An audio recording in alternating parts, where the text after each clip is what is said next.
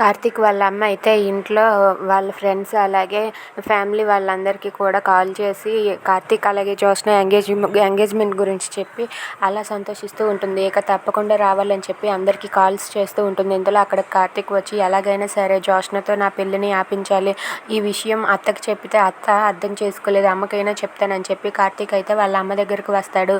ఇక వాళ్ళ అమ్మ అయితే ఫ్రెండ్స్ అలాగే వాళ్ళ బంధువులతో మాట్లాడేసే మాటలు విని కార్తీక్ అయితే ఒక్కసారిగా షాక్ అయిపోతాడు. ఏంటి అమ్మ ఎంత సంతోషంగా ఉంది, మా ఇద్దరి ఎంగేజ్మెంట్ గురించి అందరికీ చెప్తుంది, ఇప్పుడు ఈ విషయం నేను అమ్మకి చెప్పానంటే అమ్మ కూడా చాలా బాధపడిపోతుంది, ఇప్పుడు నేను ఏం చెయ్యాలి, అలాగైనా సరే ఈ ఎంగేజ్మెంట్ జరగకుండా ఆగేలా చెయ్యాలి, ఈ విషయం అమ్మకి చెప్దామంటే అమ్మ కూడా ఇలానే మాట్లాడుతుంది.